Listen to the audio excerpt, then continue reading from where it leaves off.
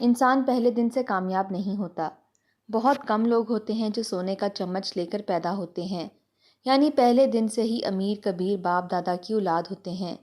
لیکن کچھ وہ لوگ بھی ہوتے ہیں جو اپنی قسمت بدلنا جانتے ہیں، چاہتے ہیں کہ اپنے گھر والوں کو، اپنے بہن بھائیوں کو خوشیاں دیں۔ ارسلان بھی انہی لوگوں میں سے ایک تھا۔ ایک وقت وہ بھی تھا جب گھر میں کھانے کو کچھ نہیں ہوتا تھا۔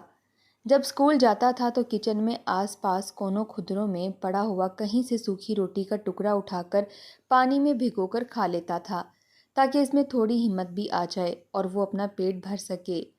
اور ایک آج بھی وقت تھا کہ وہ لندن میں اپنے اربوں کے بزنس کے ساتھ امیر ترین لوگوں میں شمار ہوتا تھا۔ پاکستان میں اس کی بہت زیادہ جائیدادیں تھیں، کسی چیز کی کوئی کمی نہ تھی، لیکن ارسلان کے پاس جب رقم آئی تو اس نے اپنے تیور نہیں بدلے تھے، نہ ہی اپنا رویہ لوگوں کے ساتھ بدل لیا تھا۔ لیکن آج بھی وہی ارسلان تھا جو غریبوں کی مدد کیا کرتا تھا اور سب کو ایک جیسا احترام دیا کرتا تھا۔ آج اتوار کا دن تھا اور اتوار کا دن ارسلان اپنے ایک دوست شہباز کے ساتھ اور ان لوگوں کے ساتھ گزارتا تھا جن کے ساتھ بات کرنے کے لیے کوئی نہیں تھا۔ ہاں، وہ لوگ جو اولڈ ہوم میں رہا کرتے تھے۔ ارسلان نے معمول کے مطابق اپنے دوست کو کال کی اور پھر دونوں ہی اپنے ساتھ کچھ پیسے، کچھ فروٹس، دوائیاں اور کھانے پینے کی چیزیں لے کر اولڈ ہوم کے باہر پہنچ چکے تھے۔ ہر اتوار ان کا یہاں چکر لگانا تو جیسے ان لوگوں کی عادت سی ہو گئی تھی۔ وہ جانتے تھے کہ ارسلان نامی ایک لڑکا آئے گا اور انہیں خوب ہنسائے گا، ان کے ساتھ خوب پیار بھری باتیں کرے گا، ان کے ماضی کی حسین یادوں کو خریدے گا اور پھر ہنستا کھیلتا ان سب کی دعائیں لیتا یہاں سے واپس چلا جائے گا۔ ارسلان نے آج بھی اولڈ ہوم میں قدم رکھا تو کئی لوگ اسے دیکھ کر اٹھ کھڑے ہوئے تھے، مسکرا کر ارسلان کے قریب چلے آئے، اس کا ماتھا چومنے لگے، اس کا ہاتھ پکڑ لیا اور اپنے ساتھ بینچ پر بٹھا لیا۔ ہر کوئی وہاں پر خوش دکھائی دیتا تھا۔ ایک بوڑھی عورت اٹھ کر ارسلان کے قریب آئی اور کہنے لگی، بیٹا میں نے تمہارے لیے یہ میٹھے لڈو بنائے ہیں، کیا تم کھاؤ گے؟ ارسلان نے خوشی سے کہا کہ جی اماں، ضرور کھاؤں گا۔ یوں ارسلان اس بوڑھی عورت کے ہاتھ کے بنے لڈو کھانے لگا، جس کی اپنی اولاد کو اس کے ہاتھ کے بنے کھانا کھانے کی توفیق ہی نہیں تھی۔ ارسلان چاہے پاکستان میں ہوتا یا لندن میں، وہ ہمیشہ یوں ہی کیا کرتا تھا۔ آج بھی یہاں پر سبھی بزرگوں سے ملنے کے بعد جانے سے پہلے کہنے لگا کہ میں واپس پاکستان جا رہا ہوں اور پھر امید ہے کہ جلدی واپس لندن لوٹ آؤں گا، لیکن چونکہ میری حقیقی والدہ کی طبیعت بے حد خراب رہتی ہے، ابھی 2 ہفتے پہلے ہی ان سے ملاقات کر کے آیا ہوں، لیکن پھر بھی ان کا کہنا ہے کہ میں ان کے ساتھ وقت گزاروں، اس لیے میں لمبا عرصہ ان کے ساتھ گزارنا چاہتا ہوں۔ سبھی لوگ پہلے تو آبدیدہ تھے کہ ارسلان بیٹا تم یہاں پر آتے ہو سکون سا میسر آ جاتا ہے، لیکن چونکہ تمہاری ماں کی طبیعت خراب ہے اس لیے تمہارا فرض ہے کہ تم ان کا بھی خیال رکھو۔ یوں ارسلان واپس پاکستان آ چکا تھا۔ سب سے پہلے اس نے اپنی ماں کے قدم چومے تھے اور پھر اپنی ماں کے گلے لگ کر کتنی ہی دیر اسی حالت میں رہا۔ ارسلان کی ماں نیم دراز سی بیٹھی تھی، جب بیٹے کو دیکھا تو خوش ہو گئی۔ کچھ وقت اپنی ماں کے ساتھ گزارنے کے بعد ایک روز اسے خط ملا۔ یہ خط ایک آشیانے سے آیا تھا اور اس آشیانے کا نام کریم آشیانہ تھا، جس میں صرف بوڑھے بزرگ ہی رہا کرتے تھے۔ ارسلان نے مسکرا کر وہ خط کھولا، یقیناً یہ بڑے بزرگوں کی دعائیں ہی تھیں جو اسے اتنی ترقی دے رہی تھی۔ خط میں لکھا تھا کہ بیٹا، ہمیں علم ہوا ہے کہ تم پاکستان واپس آ چکے ہو، ہم غریبوں پر بھی نظر کرم کر لو، کب سے تمہاری راہ دیکھ رہے ہیں۔ کتنی ہی باتیں ہیں جو دل میں بسائے بیٹھے ہیں، صرف اس آس پر کہ ارسلان بیٹا آئے گا تو اپنے دل کا غبار بیٹے کے ساتھ بیان کریں گے۔ ارسلان نے یہ سنا تو ایک گہری سانس خارج کر کے رہ گیا۔ کتنے ہی لوگ تھے جو اس کے ساتھ منسلک تھے، صرف اور صرف اس کے اخلاق کی وجہ سے اور ان کو دینے والے وقت کی وجہ سے جو ان کی سگی اولاد انہیں آج تک دے نہیں سکی تھی۔ اسی شام ارسلان نے کچھ تحائف لیے اور اس آشیانے پر چلایا۔ سب کے ساتھ ملا، سب لوگ ہی اس کے انتظار میں جیسے گھل سے گئے تھے، لیکن اس آشیانے میں ایک نئے بوڑھے شخص کا اضافہ ہوا تھا جو ایک جانب کو بینچ پر سر جھکائے بیٹھا تھا۔ شاید ارسلان کی طبیعت سے ناواقف تھا یا پھر اس کے اپنے ہی اتنے مسائل تھے جو وہ اس سے ملنے کے لیے نہیں آیا تھا۔ سب سے مل کر باتیں کر کے ارسلان چلتا ہوا اس شخص کے ساتھ بینچ پر آ کر بیٹھ گیا۔ یوں اپنے ساتھ کسی کو بیٹھا دیکھ کر اس شخص نے سر اٹھا کر ارسلان کی جانب دیکھا۔ ارسلان نے اپنے ہاتھ میں موجود پھولوں کا گلدستہ اور ایک تحفہ اس شخص کی طرف بڑھا دیا۔ اس شخص نے یہ سب دیکھا اور پھیکا سا مسکرایا، کہنے لگا، بیٹا تم یہ سب کچھ مجھے کیوں دے رہے ہو؟ ارسلان کہنے لگا کہ میں یہاں پر برسوں سے آ رہا ہوں اور میں جب بھی آتا ہوں اپنی اس فیملی کے لیے کچھ نہ کچھ ضرور لے کر آتا ہوں۔ چلے لیجئے، یہ آپ کا حصہ ہے۔ پھر اس شخص سے پوچھنے لگا کہ آپ نئے آئے ہیں، کیا ہوا ہے آپ کے ساتھ؟ کیا وجہ بنی جو آپ یہاں تک آ گئے؟ وہ شخص پہلے تو خاموش رہا، پھر ارسلان کی جانب دیکھ کر اس کی آنکھوں میں آنسو آ گئے۔ کہنے لگا، بیٹا آپ کے ماں باپ موجود ہیں؟ ارسلان نے مسکرا کر کہا کہ میری والدہ تو حیات ہیں، لیکن میرے والد کب کے مجھے چھوڑ کر جا چکے ہیں۔ یہ سن کر اس شخص نے گہری سانس خارج کی، پھر اپنی کہانی سناتے ہوئے ارسلان سے کہنے لگا کہ تم لندن والے بابو معلوم ہوتے ہو، وہی لندن والے بابو جس کی تعریفیں سنا کر یہ لوگ میرے کان پکاتے رہتے ہیں، بہت تعریفیں کرتے ہیں، لیکن آج جب میں نے تمہیں دیکھا تو پہلی نظر میں ہی پہچان لیا کہ واقعی یہ لوگ سچ کہتے ہیں، یہ بلا وجہ ہی تم پر فدا نہیں ہیں، بلکہ تم ہو ہی اس قابل کہ ہر کوئی تمہارا انتظار کرے۔ وہ شخص کہنے لگا کہ ایک وقت تھا جب میں بھی لندن والا بابو تھا۔ ارسلان دلچسپی سے ان کی کہانی سننے لگا۔ وہ شخص مسکرا کر بولا، میں اپنے گاؤں کا واحد لڑکا تھا جو دوسرے ملک گیا تھا۔ میرے ماں باپ نے قرضے اٹھائے، اتنا کچھ کیا، مجھے لندن بھیجا تھا صرف اس لیے کہ ہماری مشکلات ٹل جائیں اور ہم اچھا کھا پی سکیں، اچھا کما سکیں، ہمارے حالات بہتر ہو سکیں، اور میں نے وہ کر کے بھی دکھایا تھا۔ ہر کوئی مجھے لندن والا بابو کہا کرتا تھا اور میں یہ سن کر خوشی محسوس کرتا۔ وہاں پر میری اچھی خاصی نوکری لگ چکی تھی، میں ڈالروں میں پیسے کما کر پاکستان بھیجنے لگا۔ میرے ماں باپ نے ان پیسوں سے عالی شان گھر تعمیر کر لیا۔ ہمارے پاس کسی چیز کی کوئی کمی نہیں تھی، ہم غریبوں کی بھی مدد کرتے۔ ایک مرتبہ جب میں لندن سے واپس آیا تو میرے ابا نے اماں کی موجودگی میں کہہ دیا کہ بیٹا تمہاری شادی میں رقیہ کی بیٹی سے کرنا چاہتا ہوں۔ ارے شہناز ہماری دیکھی بھالی لڑکی ہے اور وہی تمہارے لیے بہتر رہے گی۔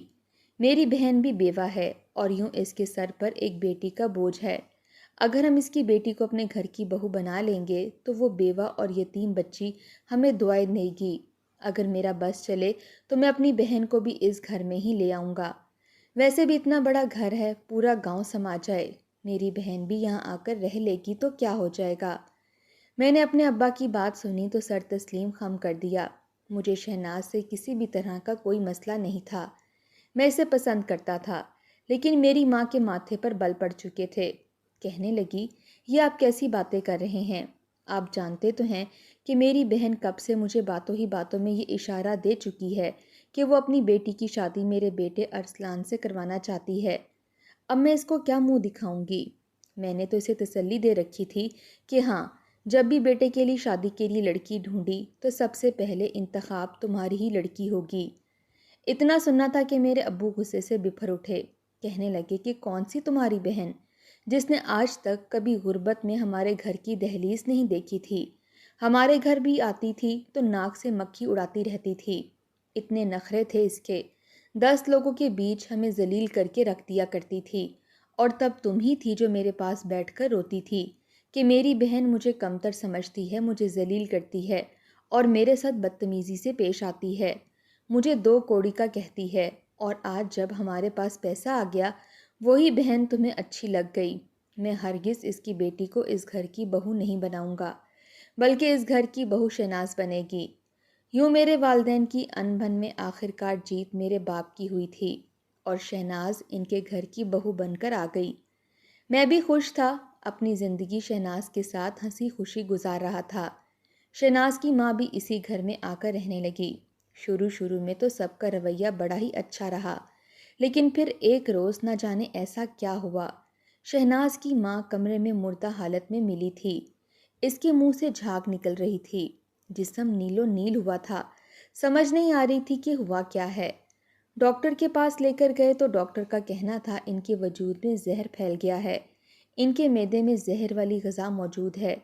ہر کوئی حیران تھا کہ آخر شہناز کی والدہ کو کوئی زہر کیوں دے گا، لیکن تبھی میری ماں روتے ہوئے کہنے لگی کہ پرسوں رات ہی یہ میرے پاس بیٹھ کر رو رہی تھی، رو رو کر کہہ رہی تھی کہ میں آپ کے ٹکڑوں پر اب مزید نہیں پلنا چاہتی۔ ارے کون ماں ہے جو اپنی بیٹی کے سسرال میں رہتی ہے؟ میں نے اسے بہت سمجھایا کہ ارے بھائی، یہ تو تمہارے بھائی کا گھر ہے، بھلا اس میں ٹکڑوں پر پلنے والی کون سی بات ہے؟ لیکن وہ خود کو ہمیشہ کم تر ہی سمجھتی رہی۔ کہتی تھی کہ بس اللہ مجھے اٹھا لے، میں نہیں چاہتی کہ میری وجہ سے میری بیٹی کا گھر خراب ہو۔ شاید اسی وجہ سے اس نے خود ہی زہر پی لیا۔ میری بیوی شہناز کسی نہ کسی طرح صبر کر ہی گئی۔ مجھے بھی واپس لندن آنا تھا، اس لیے میں لندن آ گیا، لیکن دھیرے دھیرے میری ماں اکثر میری بیوی کی شکایتیں کرنے لگی تھی۔ میرے والد کا بھی انتقال ہو گیا، وہ بھی زیادہ عرصہ زندہ نہیں رہ پائے تھے۔ اپنی بہن کی محبت میں اور بیماریوں میں گھل گھل کر ان کی بھی جان جا چکی تھی۔ میں انتہائی پریشان ہو چکا تھا، ایک تو تھا بھی لندن میں، کام میں بھی دھیان نہیں دے پا رہا تھا۔ اوپر سے میری ماں جب بھی کال کرتی تو یہی کہتی کہ بیٹا، جب تک تیرے ابا زندہ تھے تو تیرے ابا کے ڈر سے تیری بیوی کا رویہ کچھ بہتر رہتا تھا، لیکن اب جب تیرے ابا بھی چلے گئے ہیں تو میرے ساتھ تیری بیوی کا رویہ انتہائی برا ہو چکا ہے۔ نہ جانے کس بات کا بدلہ مجھ سے لیتی رہتی ہے، ہر وقت بدتمیزی کرتی رہتی ہے، کوئی کام کہہ دوں تو 100 باتیں سناتی ہے۔ ایسے لگتا ہے جیسے یہ گھر اس کا ہی ہو، میں تو اس گھر میں غلام ہوں۔ اپنی ماں کی بات سنتا تو مجھے غصہ آ جاتا۔ شہناز مجھے ایسی طبیعت کی تو نہیں لگتی تھی۔ میں نے شہناز کو اس روز کال کر کے بہت ڈانٹا کہ آئندہ کے بعد اگر تم نے میری ماں کی بات کے آگے اپنی بات چلائی تو میں تمہارے ساتھ بہت برا سلوک کروں گا۔ اتنا بڑا گھر ہے، نوکر ہیں، چاکر ہیں، صرف گھر میں تم اور امی ہی رہ گئی ہو، تم دو لوگوں سے اتفاق سے نہیں رہ جاتا۔ میری اس بات پر میری بیوی خاموش ہو چکی تھی، نہ جانے وہ کیا چاہتی تھی۔ بہرحال ایک روز میں کام میں مصروف تھا جب میری ماں کی مسلسل کالز آنے لگیں۔ کام کے وقتوں میں کال اٹھا نہیں سکتا تھا، لیکن مجھے ڈر لاحق ہو گیا کہ کہیں کوئی ایمرجنسی تو نہیں ہو گئی جو بار بار امی کے نمبر سے کالز آ رہی ہیں۔ پھر بھی کام سے فارغ ہو کر ہی میں نے سب سے پہلے اپنی ماں کو کال کی تھی۔ ماں کو کال کرنی تھی کہ آگے سے امی کے رونے کی آواز آنے لگی۔ میرا تو وجود تھر تھر کانپنے لگا تھا۔ میں کہنے لگا، امی کیا ہو گیا ہے؟ آپ ٹھیک تو ہیں؟ آپ کی طبیعت تو ٹھیک ہے، آپ اس قدر رو کیوں رہی ہیں؟ حوصلے سے بتائیں۔ امی روتے ہوئے کہنے لگیں کہ بیٹا، میں تو بوڑھی ہوں، ہر وقت کمرے میں پڑی رہتی ہوں، مجھ غریب کو کوئی آ کر کھانا دے دے تو کھا لیتی ہوں، ورنہ سارا سارا دن کوئی پوچھنے والا نہیں ہے۔ کل رات سے میں بخار میں تپ رہی ہوں، تمہاری بیوی نے آ کر مجھ سے پوچھا تک نہیں، اور اب جب میں ہمت کر کے کمرے سے باہر نکلی ہوں تو جو منظر میں نے دیکھا ہے، میری روح لرز گئی ہے۔ تمہاری بیوی کے کمرے سے ایک غیر مرد نکل کر جا رہا تھا، مجھے دیکھ کر فوراً اپنا منہ چھپا گیا۔ میں اسے روکتی رہی لیکن تبھی ٹھوکر کھا کر گر گئی، لیکن وہ شخص میرے ہاتھ نہ آ سکا۔ بیٹا، اب تو یہ نوبت آ گئی ہے کہ تمہاری بیوی غیر مردوں کو گھر میں بلانے لگی ہے۔ اتنا سننا تھا کہ میں آگ بگولا ہو گیا، میری حالت بے حد خراب ہونے لگی تھی۔ اسی وقت میں نے اپنی ٹکٹ کٹوایا اور فوراً پاکستان چلا آیا۔ میرے آنے کے بارے میں کسی کو کچھ خبر نہیں تھی۔ میں صبح صبح اپنے گھر پہنچا تھا، چوکیدار نے دروازہ کھولا تھا۔ جیسے ہی اپنی بیوی کے کمرے میں داخل ہوا تو میری بیوی فجر کی نماز ادا کر رہی تھی۔ مجھے اس قدر شدید اس پر غصہ تھا کہ میں انتظار کرنے لگا، بڑی مشکل سے ضبط کر کے کھڑا تھا کہ نماز کی بے رحمتی نہ کروں۔ کتنی ہی دیر انتظار کرتا رہا۔ جب وہ سجدے میں چلی گئی، ابھی وہ سجدے میں ہی تھی کہ جب مجھ سے برداشت نہ ہوا اور میں نے اپنے پیروں کی ٹھوکر اس کی پسلیوں پر مار دی۔ میرے پاؤں کا جھٹکا لگنا تھا کہ وہ جائے نماز سے دور جا گری۔ گرتے ہی اس کی چیخ نکلی تھی، وہ بن پانی کی مچھلی کی طرح تڑپنے لگی۔ آنکھیں کھول کر مجھے دیکھا تو آنسو گرے تھے۔ کہنے لگی، منیر آپ آ گئے، مجھے مار کیوں رہے ہیں؟ میں نے کیا کیا ہے؟ میری غلطی کیا ہے؟ لیکن میں نے اپنے بھاری بھرکم جوتوں والے پیر اس کے پیٹ پر مارنے شروع کر دیے۔ مجھ میں جتنی قوت تھی میں اس کے پیٹ پر مار رہا تھا، اس کے سینے پر مار رہا تھا، اس کے منہ پر مار رہا تھا۔ وہ درد سے سسک رہی تھی، رو رہی تھی، لیکن اس نے اپنی آواز کمرے سے باہر جانے نہیں دی تھی جب تک میں اسے مار مار کر تھک نہ گیا اور وہ بے ہوش نہ ہو گئی۔ میں اسے مارتا رہا، پھر جب تھک گیا تو کمرے سے باہر نکل آیا۔ میرا رخ اب اپنی ماں کے کمرے کی جانب تھا۔ جیسے ہی دروازہ کھول کر اندر داخل ہوا تو میری ماں بستر پر سو رہی تھی۔ جیسے ہی دروازہ کھلنے کی آواز آئی، اٹھ بیٹھی۔ اپنی آنکھوں کے سامنے مجھے دیکھ کر اس کے چہرے پر ایک خوشی سی چھا چکی تھی۔ فوراً آ کر میرے سینے سے لگ گئی، کہنے لگی بیٹا تو آ گیا، مجھے یقین ہی نہیں آ رہا، ایسا لگتا ہے جیسے یہ کوئی خواب ہے۔ اتنا کہہ کر میری ماں میرے سینے سے لگ گئی، پھر کہنے لگی میں ابھی شہناز کو بتاتی ہوں، لیکن میں امی کا ہاتھ روک چکا تھا۔ کہنے لگا کوئی ضرورت نہیں ہے اس بدذات کو کچھ بھی بتانے کی، میں سب سے پہلے اسی سے ہی مل کر آ رہا ہوں۔ جب امی نے اس کے کمرے میں جا کر دیکھا تو اس کی حالت خراب تھی، اس کے ناک سے خون آ رہا تھا اور اس کے جسم کے خاص حصوں سے بھی خون آ رہا تھا۔ اس کی حالت خراب دیکھ کر امی گھبرا گئیں، مجبوراً مجھے ہی شہناز کو ہسپتال لے جانا پڑا۔ وہ ہوش میں نہیں تھی۔ جب اس کا چیک اپ ہوا تو ڈاکٹر کہنے لگی کہ آپ کی بیوی 5 مہینے سے حاملہ تھی، پہلے ہی کافی کمزوری کا شکار تھی، خوراک کی کمی پوری نہیں ہو پا رہی تھی اور اب اس تشدد کی وجہ سے وہ اپنا بچہ کھو چکی ہے اور ان کی اپنی جان بھی خطرے میں ہے، یہ تو پولیس کیس بنتا ہے۔ ڈاکٹر چلا اٹھی کہ میں ابھی پولیس کو بتاتی ہوں، لیکن میں نے لاکھوں روپے دے کر اس عورت کا منہ بند کر دیا۔ زخموں کی تاب نہ لاتے ہوئے میری بیوی مر چکی تھی، لیکن وہ حاملہ تھی، میرے بچے کی ماں بننے والی تھی۔ یہ خبر مجھے پل پل تڑپانے لگی۔ میں اپنی ماں سے کہنے لگا کہ اگر شہناز نے مجھے یہ خبر نہیں سنائی تھی تو آپ ہی بتا دیتی کہ وہ ماں بننے والی ہے، لیکن میری ماں سر جھٹک کر کہنے لگی بیٹا یہ خبر تو اس نے مجھے بھی نہیں بتائی تھی، مجھ سے تو بات ہی نہیں کرتی تھی، کیا پتا تیرا ہی خون تھا یا کسی اور کا۔ اپنی ماں کی بات سن کر میں بھی خاموش ہو گیا، اپنی ماں کو اپنے ساتھ لے کر لندن آ گیا، یہاں پر ایک گھر خرید لیا اور یہیں پر دونوں ماں بیٹا رہنے لگے۔ لیکن پھر یہاں پر ایک انگریز لڑکی مجھے پسند آ گئی جو کہ یہیں پر کام کرتی تھی جہاں پر میں کام کرتا تھا، وہ بھی میری محبت میں گرفتار ہو چکی تھی۔ ہم دونوں نے شادی کر لی، لیکن میری ماں اس سے گھرداری کرنے کا کہتی، کام کرنے کا کہتی، اپنی ٹانگیں دبواتی تو وہ کام کرنے سے منع کر دیتی۔ دھیرے دھیرے میری انگریز بیوی کو میری ماں سے بھی مسئلہ ہونے لگا، کہتی اپنی ماں کو یہاں سے بھیج دو، یہ بلا وجہ چیختی چلاتی رہتی ہے، ہماری کوئی پرائیویسی ہی نہیں رہی، جبکہ میں اسے یہی کہتا کہ میری ماں ہے، میں اس کو کہیں نہیں بھیج سکتا۔ لیکن جب مجھے اپنے گھر بچانے کی فکر ہونے لگی تو میں نے اپنی ماں کو واپس پاکستان بھیج دیا کہ وہیں پر گھر میں رہ لو، کسی آس پڑوس کی لڑکی کو اپنے پاس رکھ لو۔ میری ماں جیسے تیسے روتی دھوتی وہاں سے چلی گئی اور میری انگریز بیوی کو بھی بددعائیں دینے لگی۔ ایک روز جب میں واپس گھر آیا تو میری بیوی ویڈیو کال پر کسی غیر مرد سے باتیں کر رہی تھی۔ پہلے تو میں نے صرف ایک سرسری سا جانا، کیونکہ اس کے کچھ مرد دوست بھی تھے جن کو میں بھی جانتا تھا، لیکن ایک روز جب میں معمول سے ہٹ کر گھر آیا تو میری بیوی گھر میں غیر مناسب حالت میں ایک مرد کے ساتھ موجود تھی۔ مجھ سے یہ سب کچھ برداشت نہ ہوا، میں نے اپنی بیوی پر ہاتھ اٹھایا۔ اس وقت میرے ہاتھ میں موجود ایک انگوٹھی تھی جو میری بیوی کے منہ پر ایک نشان چھوڑ گئی اور میرے ناخن اس کے گال پر کھرونچے جا چکے تھے۔ یہ پاکستان نہیں تھا، لندن تھا۔ میری بیوی سیدھا پولیس اسٹیشن چلی گئی، مجھ پر اچھا خاصا کیس بن گیا۔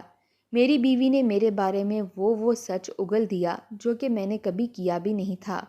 مجھ پر تشدد کا الزام لگا دیا، ٹارچر کے الزام لگا دیے اور یہ بھی کہہ دیا کہ میں لڑکیاں بھی اسمگل کر کے پاکستان سے یہاں پر لاتا ہوں۔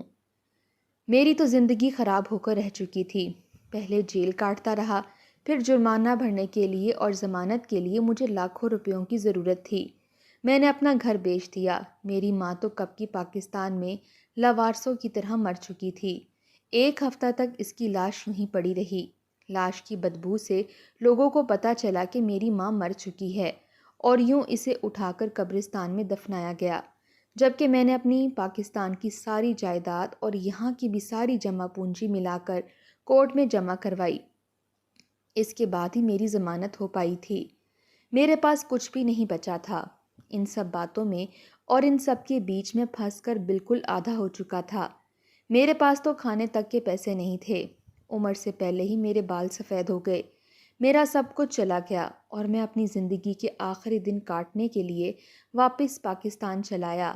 کسی نہ کسی طرح وہاں کی پولیس نے مجھے اپنے ملک سے نکالا تھا، یہاں پر بھی کوئی مجھے رکھنے کو تیار نہیں تھا، سب مجھے شہناز کا مجرم سمجھتے تھے اور میں پھر یہاں پر آ گیا اور یہی اب شاید میرا آخری ٹھکانہ ہے۔ ارسلان اس شخص کی پوری کہانی سن چکا تھا۔ واقعی اس کے ساتھ جو کچھ ہوا تھا ایک طرح کا مکافات عمل تھا۔ ایک معصوم بے بس لڑکی پر ظلم ہوتا رہا، یہی وجہ تھی کہ اس نے صرف اپنی ماں کی باتوں پر یقین کر کے اپنی بیوی کے ساتھ غلط رویہ رکھا تھا۔ اگر وہ اپنی ماں کے ساتھ ساتھ اپنی بیوی سے بھی پوچھتا اور اس پر یقین رکھتا تو شاید آج یہ وقت نہ آتا۔ لیکن خیر، ارسلان نے ہمیشہ کی طرح ان کی بھی ہمت بڑھائی اور ان کے ساتھ ایک اچھا وقت گزار کر وہاں سے جا چکا تھا۔ دنیا میں کیسے کیسے لوگ تھے۔ جس شخص کے پاس جاؤ وہی اپنے اندر ان گنت کہانیاں لیے بیٹھا تھا۔ لوگوں کے دکھ سن کر یوں لگتا ہے جیسے یہاں پر اس دنیا میں کوئی بھی خوش نہیں ہے۔ ہر کوئی اپنی زندگی کی آزمائش میں گھرا ہے، اور ان آزمائشوں سے آزادی تبھی مل سکتی ہے جب تک قبر کی چار دیواری میں انسان کا وجود ہمیشہ ہمیشہ کے لیے دفن نہ ہو جائے۔